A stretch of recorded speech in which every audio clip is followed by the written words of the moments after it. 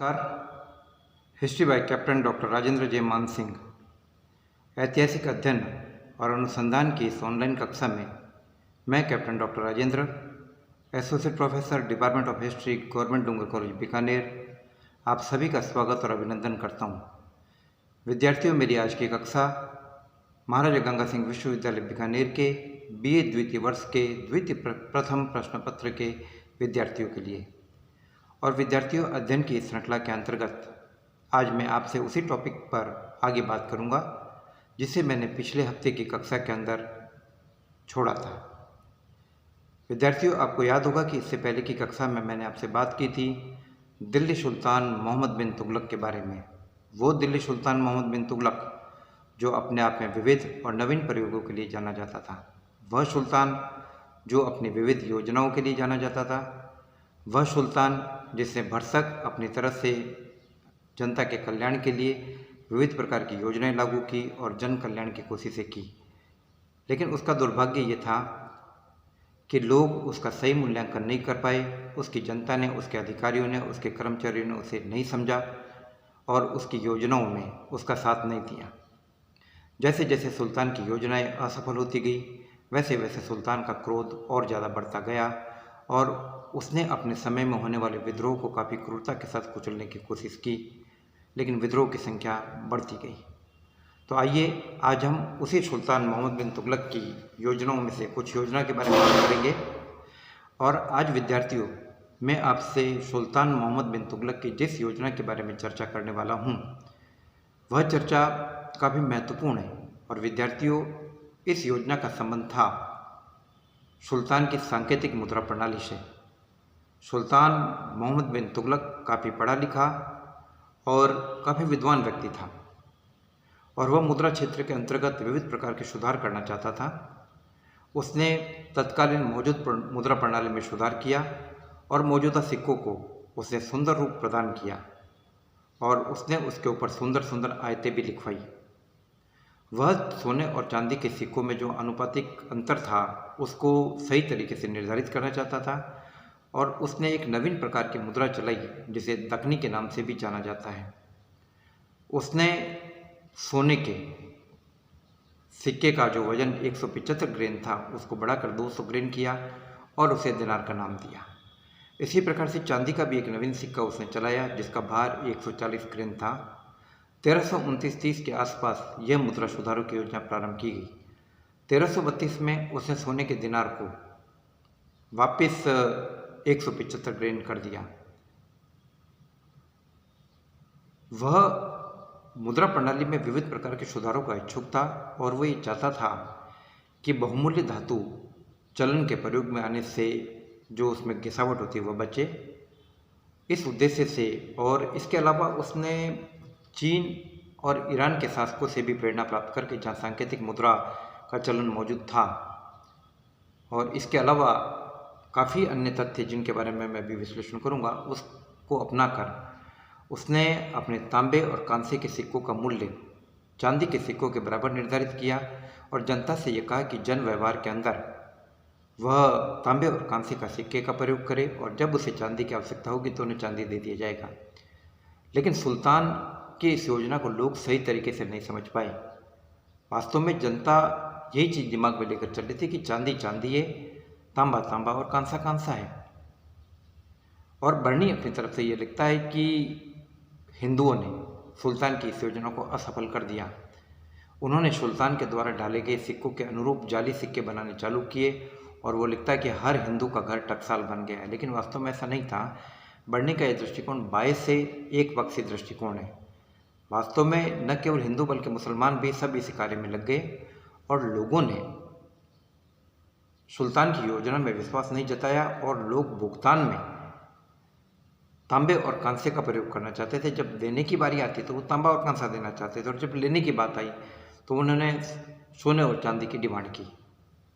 तो इस प्रकार से चांदी की डिमांड की गई और लेते वक्त चांदी चाहते थे और देते वक्त तांबा और कांसा चाहते थे। तो सुल्तान की योजना सही तरीके से कामयाब नहीं हो पाई। ऐसी स्थिति में सुल्तान ने जब अपनी इस योजना की असफलता को देखा तो उसने अपनी जनता से ये कहा कि आपके पास जो तांबे और कांसे के जो सिक्के, सांकेतिक सिक्के, आप वो हमें लौटा दीजिए, खजाने में जमा करा दीजिए और उसके बदले में हम आपको वापस चांदी दे देंगे। तो सुल्तान की इस उदारता का भी लोगों ने लाभ उठाया और बड़े पैमाने पर नकली सिक्के डाले। परिणाम ये हुआ कि सुल्तान के खजाने में तांबे और कांसे के सिक्कों का ढेर लग गया और सुल्तान को काफ़ी हद तक नुकसान हुआ। तो अब प्रश्न ये पैदा होता है कि विद्यार्थियों, सुल्तान ने ये योजना क्यों लागू की? इस बारे में विविध इतिहासकारों के अलग अलग मत हैं। इतिहासकार बर्नी जिसने तवारीख के फिरोजशाही नाम का एक महत्वपूर्ण ग्रंथ लिखा था, बर्नी अपने विवरण में लिखता है कि सुल्तान अपने विजय अभियान को संपादित करने के लिए एक बहुत बड़ी सेना चाहता था और इसका खर्चा बहुत ज़्यादा था। इसके लिए सुल्तान अपने खजानों को भरा हुआ रखना चाहता था। इस कारण सुल्तान ने सांकेतिक सिक्के चलाए और बहुमूल्य धातु अपने खजाने में सुरक्षित रखी। इसी प्रकार ईसामी का ये कथन, ईसामी ये कहता था कि सुल्तान अपनी जनता को दरिद्र बनाना चाहता था और इसलिए उसने बहुमूल्य धातु अपने पास रखी और लोगों को कांसे और तांबे के सिक्के दिए। लेकिन यदि बर्नी और ईसामी दोनों के कथन का अगर सटीकता से विश्लेषण किया जाए तो हम ये पाएंगे कि ऐसा कभी भी नहीं था कि सुल्तान का खजाना खाली हो गया हो, क्योंकि यदि वाकई सुल्तान का खजाना खाली होता तो सुल्तान लोगों से तांबे और कांसे के सिक्के लेकर उनको बदले में चांदी के सिक्के नहीं देता। तो ऐसी स्थिति में और क्या हो सकता है? इतिहासकार A.L. श्रीवास्तव ने इन तथ्यों का विवेचन करते हुए लिखा है कि सुल्तान ने चीन, मिस्र और ईरान जैसे राष्ट्रों से प्रेरणा प्राप्त की। चीन और ईरान जैसे राष्ट्रों से, जहाँ की सांकेतिक सिक्का का प्रयोग चल रहा था, सांकेतिक मुद्रा का प्रयोग चल रहा था। इसके अलावा सुल्तान विविध प्रकार के नवीन प्रयोगों के लिए जाना जाता था, वो एक नवीन प्रकार की योजना भी लागू करना चाहता था। तीसरी बात यह कि उस समय ऐसा कहा जाता था कि दुनिया में बेशकीमती धातुओं की कमी हो गई थी, इसलिए सुल्तान बहुमूल्य धातु को चलन में जो गिरावट होती थी उससे बचना चाहता था और बहुमूल्य धातु की कमी को वो पूरा करना चाहता था। यदि हम गंभीरता से विश्लेषण करें विद्यार्थियों, तो हम ये पाएंगे कि सुल्तान की योजना में कमी नहीं, केवल एक कमी ये थी कि सुल्तान ने सिक्के इस प्रकार के बनाए कि उनकी नकल आसानी से हो सके। अदरवाइज सुल्तान की योजना में कोई कमी नहीं थी। वर्तमान में भी विश्व के तमाम देशों की सरकारें इसी प्रकार की सांकेतिक मुद्रा प्रणाली को अपनाए हुए हैं। आज भी बाजार में सर्कुलेशन में जो कागज़ के नोट चलते हैं उनका मूल्य चांदी और सोने की ताकत के द्वारा निहित होता है, क्योंकि रिजर्व बैंक ऑफ इंडिया या अन्य देशों के जो भी केंद्रीय बैंक से वो उनके पीछे गोल्ड की ताकत रखते हैं और गवर्नमेंट सिक्योरिटीज की ताकत रखते हैं। तो ऐसी स्थिति में जब आज हमारी सरकारें इस प्रकार की प्रयोग कर सकती है, तो उस दिल्ली सुल्तान ने 14वीं शताब्दी में ये दिमाग लगाया और अपनी तरफ से कुछ एक नवीन इनोवेटिव प्रयोग करने का निश्चय किया। तो गलती उसकी नहीं थी, गलती उसकी जनता की थी जिसने कि नकली सिक्के बनाए। गलती जनता की थी जिसने अपने सुल्तान पे भरोसा नहीं जताया। जब आज के दौर में हम नकली सिक्के डालने पर या नकली करेंसी पाए जाने पर सरकार को नहीं कोसते, बल्कि नकली करेंसी का प्रयोग करने वाले, नकली करेंसी को बेचने वाले, मार्केट में सर्कुलेशन में लाने वाले लोगों को दंडित करते। तो सुल्तान की इस योजना की असफलता के लिए दंड सुल्तान को क्यों? सजा उन लोगों को मिलनी चाहिए जिन्होंने सुल्तान की इस योजना को असफल बनाया। तो विद्यार्थी जो भी हो, सुल्तान ने अपनी तरफ से ये बेहतरीन योजना पेश की थी और सुल्तान की जनता ने सुल्तान का साथ नहीं दिया। तो ऐसी स्थिति में सुल्तान की ये योजना भी असफल हो गई। सुल्तान की एक और दूसरी महत्वपूर्ण योजना थी खुरासान विजय अभियान।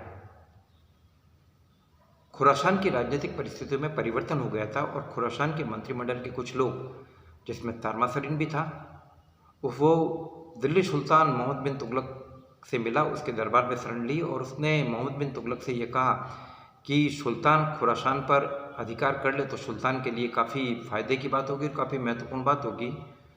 और इस अभियान के लिए सुल्तान मोहम्मद बिन तुगलक ने 3,75,000 की एक विशाल सेना तैयार की और इस सेना को एक अग्रिम वेतन भी दिया गया। सुल्तान का काफ़ी पैसा खर्च हुआ, लेकिन इसी बीच सुल्तान ने इस विजय का विचार त्याग दिया और इस सेना को भंग कर दिया। कहते हैं कि इस सेना के भंग हुए लोगों ने जगह जगह पर बगावत की और कुछ लोग डाकू बन गए और सुल्तान के लिए बड़ी दिक्कत हुई और सुल्तान की ये योजना असफल हो गई। लेकिन इसका भी गंभीरता से विश्लेषण करें तो हम ये पाएंगे कि इसके भी कुछ पक्ष हैं। वास्तव में जिस दौर में सेना का गठन किया गया उस दौर में खुरासान की राजनीतिक परिस्थितियां सुल्तान के अनुकूल थी, और जैसा कि तारमासरीन ने कहा था। लेकिन जब सेनाएं वाकई अभियान के लिए जाने वाली थी तो उस वक्त तक खुरासान की राजनीतिक परिस्थितियों में बदलाव हो चुका था, और अब तारमासरीन की सलाह पर अमल करना सुल्तान के लिए फायदेमंद नहीं था, क्योंकि खुरासान में राजनीतिक स्थिरता का वातावरण कायम हो चुका था, और ऐसी स्थिति में यदि सुल्तान हमला करता तो सुल्तान को काफ़ी हद तक नुकसान पहुंचता। तो सुल्तान के द्वारा इस योजना को त्याग देना ठीक था, लेकिन कमी सबसे बड़ी ये रही कि सुल्तान को तारमासरीन के कथन पर विश्वास करके इतने बड़े अभियान के लिए आगे नहीं आना चाहिए था, और नहीं इतनी बड़ी सेना संगठित करके उसको इतना बड़ा वेतन भी अग्रिम के रूप में देना उचित नहीं था। तो विद्यार्थियों, सुल्तान की ये योजना भी असफल हो गई। इसके बाद सुल्तान ने कराजील विजय का अभियान बनाया। ऐसा कहा जाता है कि कराजील खुरासान अभियान का एक हिस्सा था। तो कराजील विजय के लिए ऐसा कहा जाता है कि साथ साथ कुछ लोग इतिहासकार ये कहते हैं कि नहीं, वह कराजील के राजा को संरक्षण में लाना चाहता था, उससे कर वसूल करना चाहता था। कराजील एक पहाड़ी राज्य था। सुल्तान ने 10,000 की सेना गठित की, लेकिन दिक्कत ये थी कि इस सेना को न तो रास्ते की जानकारी पता थी, न वहाँ की भौगोलिक परिस्थितियों का पता था, और न ही उस शत्रु की ताकत का अंदाजा था जिससे वे जाने वाले लोग थे।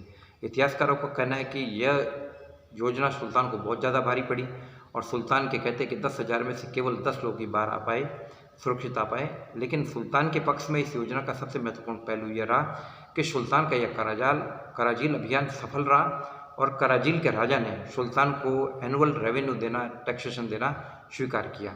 तो विद्यार्थियों, अभी मैंने आज आपसे बात की सुल्तान की योजनाओं की असफलता के बारे में। इससे आगे मैं बात करूंगा सुल्तान के समय में होने वाले विद्रोह के बारे में। जय भारत, जय हिंद।